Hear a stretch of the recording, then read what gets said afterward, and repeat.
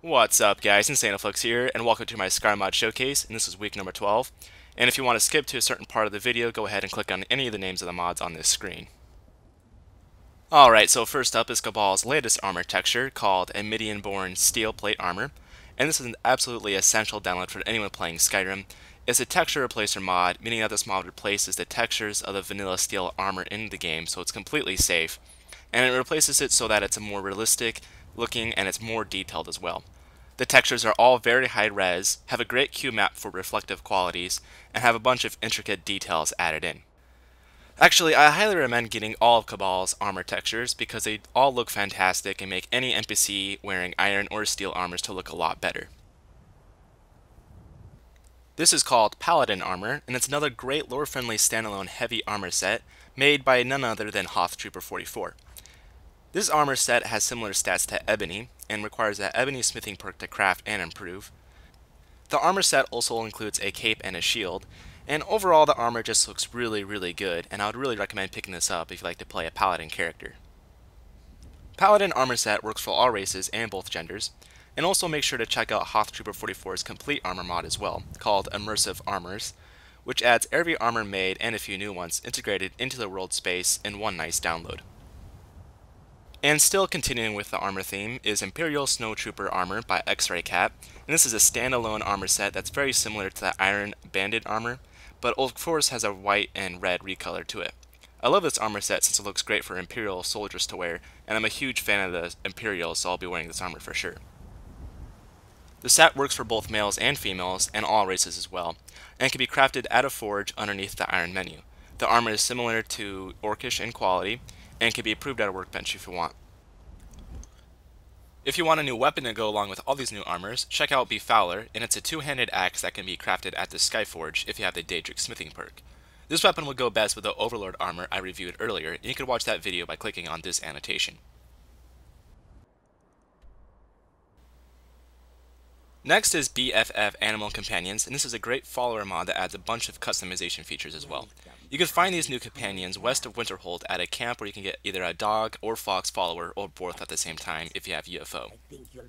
Each animal features unique character traits and bonuses, and you can also choose how your animal looks with many different textures that are supplied in the optional files.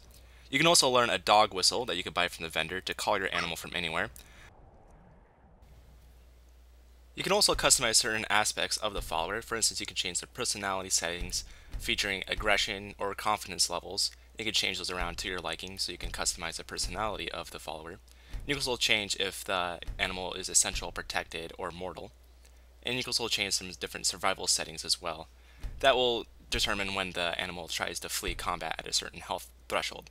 And this is a cool feature where the animal will either choose not to attack hostile mage or archer targets, so they won't chase enemies that are at a distance.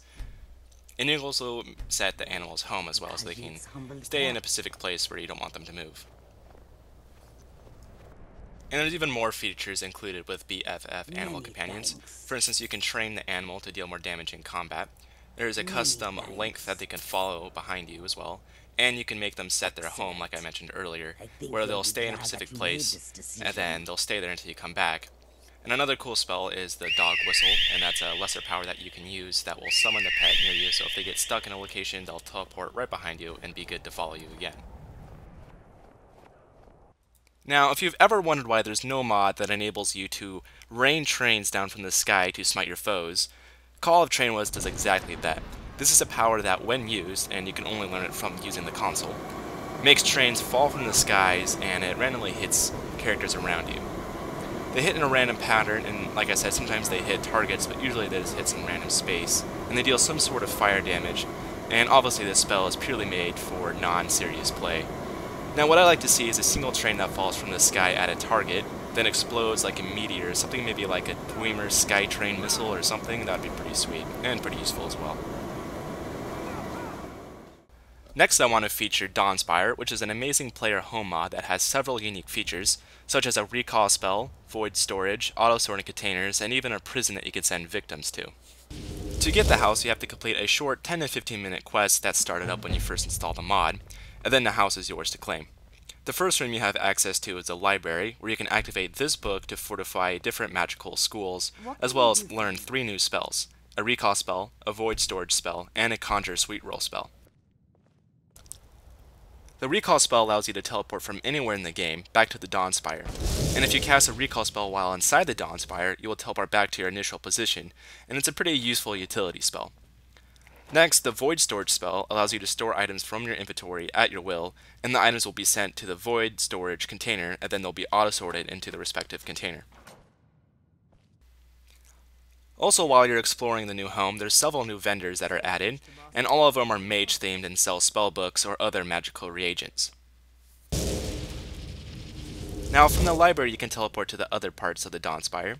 This is the armory, where you can find many mannequins, display cases, and wall mounts to show off your equipment, although the room doesn't really have much to offer other than that. From here you can teleport to your bedroom, which is pretty nondescript as well, and it mainly just features a couple of storage containers and of course a bed. And another room you can go to is the garden, which has tons of plants to pick, and they all respawn after 3 days in game, so this would be a valuable asset for any alchemist.